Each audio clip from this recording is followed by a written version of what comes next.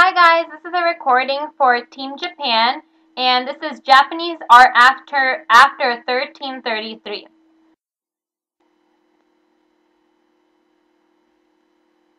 So we're going to start off with the Muromachi period, and here's just some information about the period. The biggest thing that you need to know about this period is that Zen Buddhism was very popular, and it's known for its Zen ideas.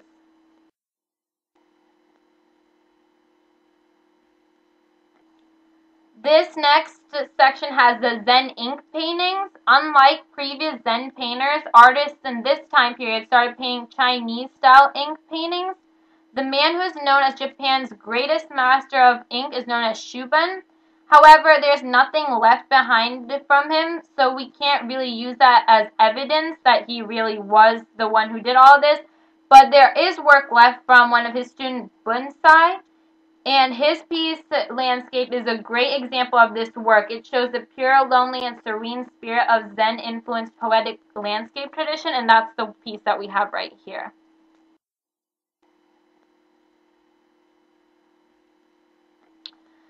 This next piece is by Sesshu, and he's one of Shuben's other great students. And he's known as the greatest Japanese painter of all time, and he was a monk who specialized in art. He had trained under Shuben for 20 years until he left to head a small temple in western Japan. But the patrons of this temple decided to send him over to China, and he went there and he studied for 3 years. And when he came back, you can see lots of changes in his art, because before he painted more closely to Shuben's style, but now, as you can see in this painting, he paints with a bold new spirit, and it doesn't show the gradual recession into space, and that was a major change that could be seen.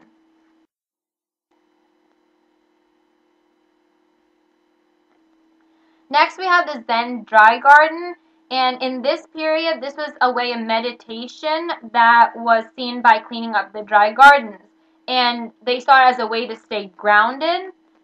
These were built in the 15th and 16th centuries in Japan, and the name of it translates to dried up mountains and water.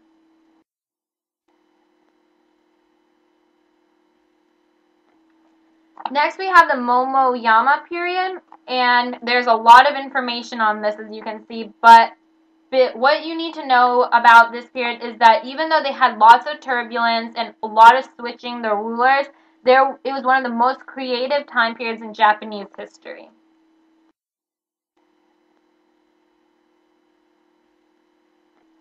So next we're going to look at the architecture. And one of the most beautiful pieces of architecture that have survived this period is known as Himeji, which is a castle not far from the city of Osaka. It is sometimes known as White Heron, and it has been built in a way in which the rulers can protect from invaders. The upper fortress is reached using angular paths, and there are narrow gates, and it's kind of like a maze, so to get through it you have to be familiar with the castle, and again, this is a means of protection.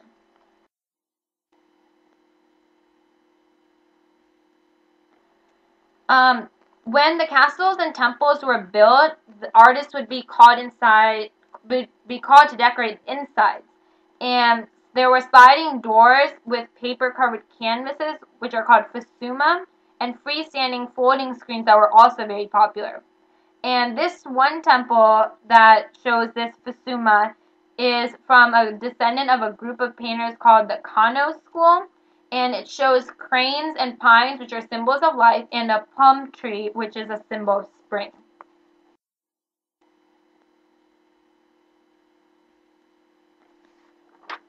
Another thing that was very important is the tea ceremony, and this tea had been introduced to Japan a long time ago, but this was a new way of doing it, and it became something that was commonplace and something that was very important in their culture.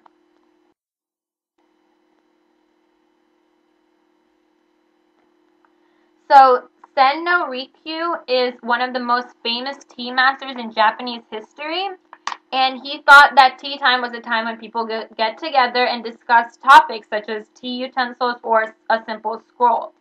And the room in which they would meet would be very quiet and relaxed, and it was an attempt to contrast the outside world, which was not peaceful at times, especially during this period. Guests would have to crawl inside to the tea room, and the light was very muted, and everything was very quiet and peaceful looking.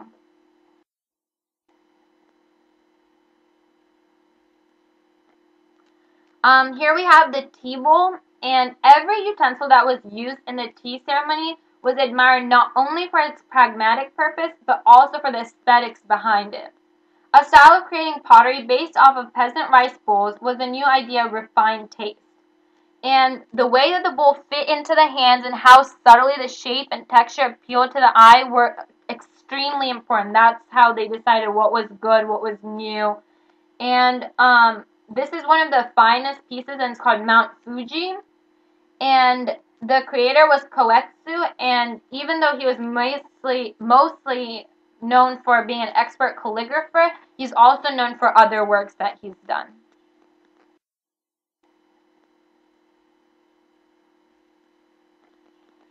So the next period that we have is the Edo period. And with this, you have to know that there was a social structure that was established, but it was soon changed. And when all of this was going on, reading and writing was greatly improving. And along with literacy came the desire to be patrons of the art. And this is not just with the upper class, it started happening in the lower classes too, which is something that needs to be noted.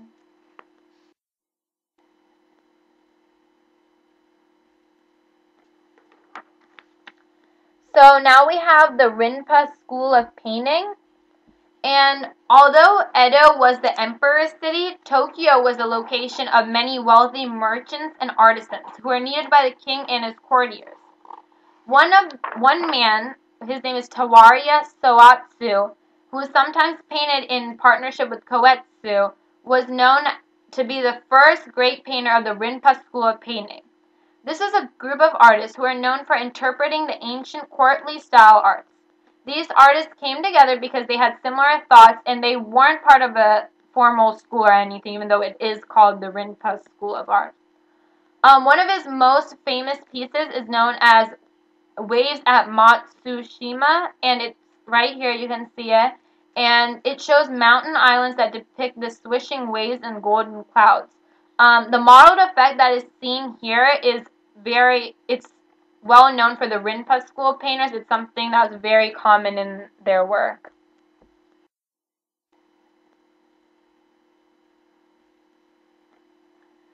So then there are a couple of styles of painting. The first one is naturalistic, and it's towards the middle of the 18th century, and the public were more interested with novel imagery, and that could be seen through magnifying glasses, telescopes, and other kinds of stuff. And to meet their demands, the painters had to create their own schools. And one of the most influential was created by Maruyama Okyu, and he incorporated Western shading into his work. And one of his most famous students was Rosetsu. And this piece, Bull and Puppy, was very famous, and it shows the contrast is something that needs to be noted because it shows the big bull and he's gray and the color, and then the puppy is smaller and it's also white, so the contrast is very distinct, and that was something that was very important.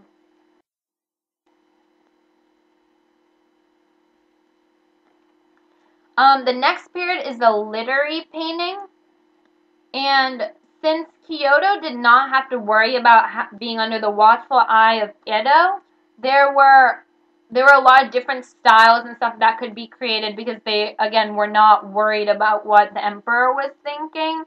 And they also took a lot of ideas from Chinese culture, and this included a new way of conducting the tea ceremony. It was now called Senka, and it started as a rebellion against the government because they thought that they put too many restrictions on the old tea ceremony. The most successful artist that incorporated Chinese literary thought into original interpretations was Taiga, and he was actually born into a poor farming family, but he befriended Chinese scholars when he was sent to learn more about art and stuff, and he quickly became the leader of their tea group. And when he became the leader, he became known by many people, and he attracted many admirers. And this piece, The True View of Kojima Bay, it shows his personality because it mixes like Chinese models with Japanese aesthetics. And Taiga uses a landscape composition in which the foreground and the background are separated. And even though he paints an image of a Japanese bay, if you look closely, you can see that there are two figures that are dressed in Chinese robes. So again, this shows how Chinese art and Japanese art was closely connected and how all of their work kind of has to go together, even the tea ceremony.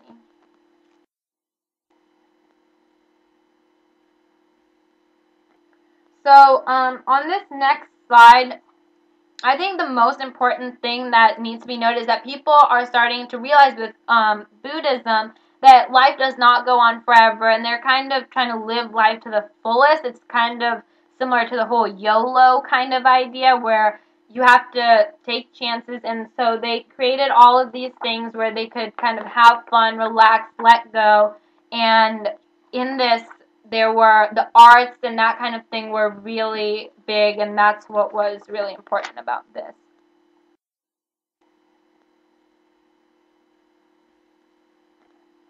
And in this next slide, we're talking about the first wood blocks and the man who created the first wood blocks. And the process is called Nishiki, and the artist was Harunobu. But the thing to remember is that at first the wood blocks were not all colorful as we're kind of used to seeing them. They were actually black and white.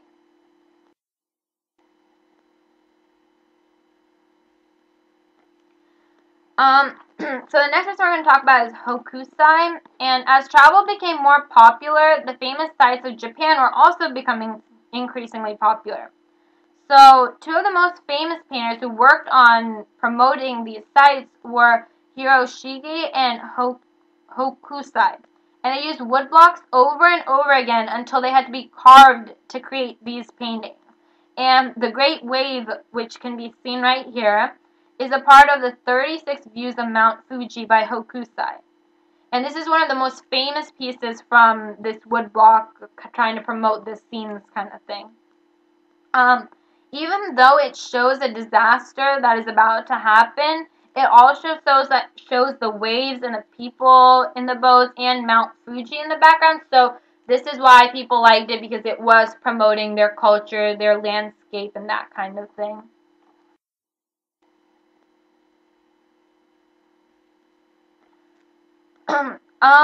And then we're going to talk about Zen painting. In the rural regions, art for the commoners was also flourishing. And this was related to Zen Buddhism, which remained popular with the rural peasants. One famous Zen master was Hakuin Ekatsu, and his art featured everyday Japanese subjects or Zen themes that conveyed his ideas in ways his followers could actually understand. So it was something that you didn't have to be upper class to always understand. Anyone could get it. He also actually painted a lot of Daruma, who is the man who founded Zen. And this can be seen in this piece, which is known as Giant Daruma. And he set many standards that subsequent painters actually began to follow.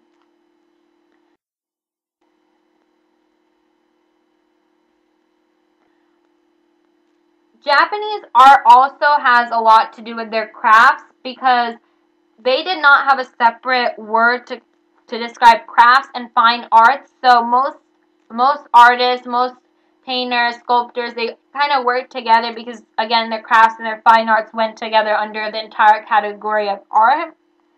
And it also has to do with the fact that in both art, in fine arts, and in crafts, it kind of followed the same pattern where there would be a head craftsman and all the people working under him. There would be one person who kind of took over for him. And the only time that really changed was that if one person really wanted to take over and they didn't get to, then they would leave and start their own thing. But other than that, it was kind of more like a hierarchy.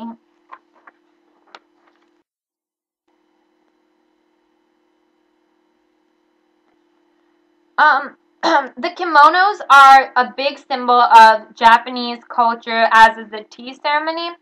But before the kimonos came out, these kasode robes were popular. And kasode means small sleeves, and this refers to the vertical length of the sleeves. Although there were some young unmarried women who would actually wear long flowing sleeves. And as you can see here, they were decorated very opulently, and the designs that are used in the robe are similar to what was going on in the art. So you can see like the patterns that were used you can see in the art as well.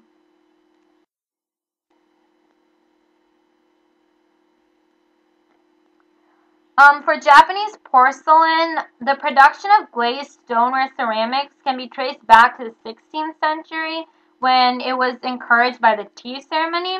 Although rustic ware was still considered popular, the porcelain was used as an everyday material. It started in the South where artisans could get the help of the Koreans who were kind of more skilled in this area of the time. The town of Arita was created to be a center for porcelain, and it created work that was shipped to the West and it was used at home. So a lot of the European porcelain that people got from like the Asias was from Arita. This piece that we see right here, this one was probably created for the home, and this is said because it uses abstract patterns, and they weren't really appreciated by the Europeans because they favored recognizable natural forms. So this is probably used as an everyday thing in the Japanese home.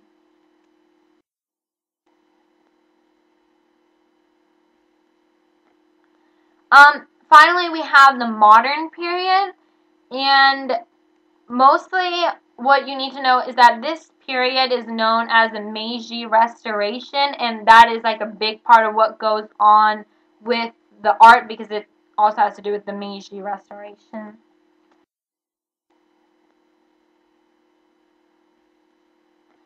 Um, and with the nationalist painting and that kind of thing, in an attempt to modernize the nation, Japanese society adapted various aspects of Western education, governmental systems, clothing, medicine, industrialization, and technology. So they're just kind of trying to be more like the West, as can be seen in a lot of other cultures.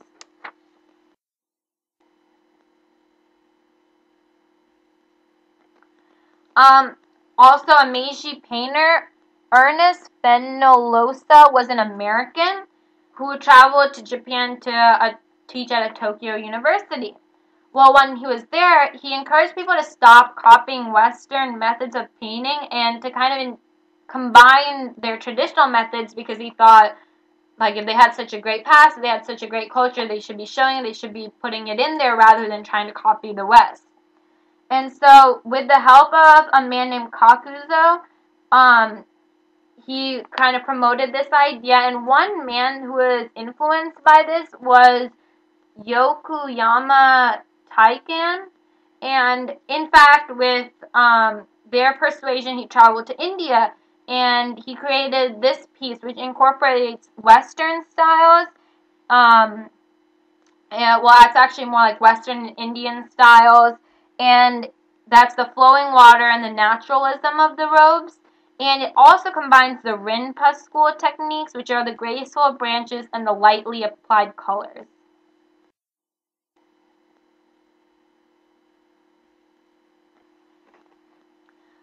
After World War II, Japan was in ruins, it was in shambles, but what needs to be noted is the fact that it rebuilt very, very, very quickly.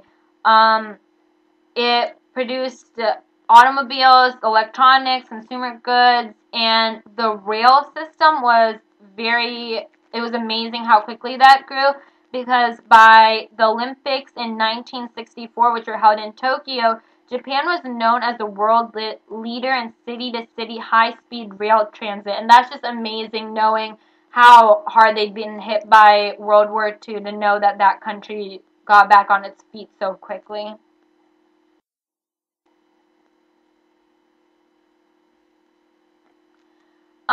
For post-war architecture, one of the first monuments constructed by or in honor of World War II, was the Hiroshima Peace Memorial Museum and Park.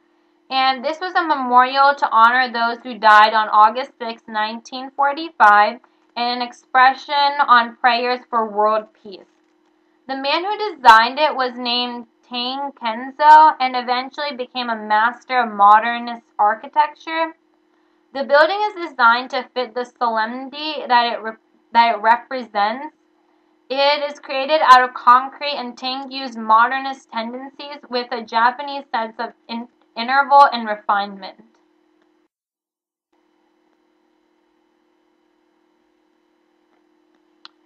For post-war crafts, what definitely has to be noted is that it continues on with the Japanese fascination with the surface quality of things, and this has always been going on, as we noted earlier with the tea ceremony. People look at the way that things fit in their hands and that kind of thing. And it still continues today. Many of the things that are created today are, again, for the way they look, but that's usually with most kind of art.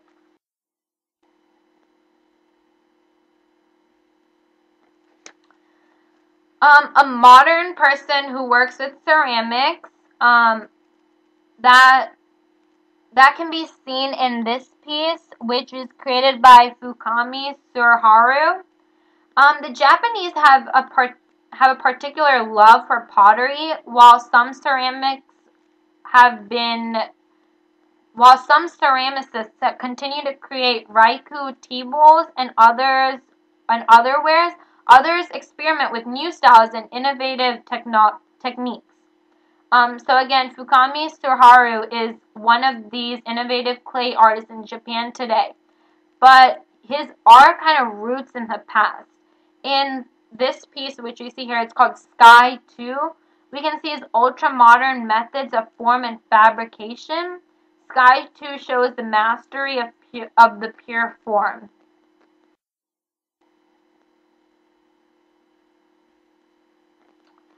And now we're just kind of wrap things up, and we can see that Japanese art is greatly influenced by Shinto and Buddhist religions, as well as other cultures. We saw that their ceramics were influenced by the Koreans. We saw an artist that went to India and was influenced. We saw that they were influenced by the West. But regardless of this, their work has continued to be distinctly Japanese, even throughout the time. Even though things have changed, they have remained true to their culture. They've kind of stayed the same, and I think that's something that is important to note, because that makes Japanese art Japanese, basically.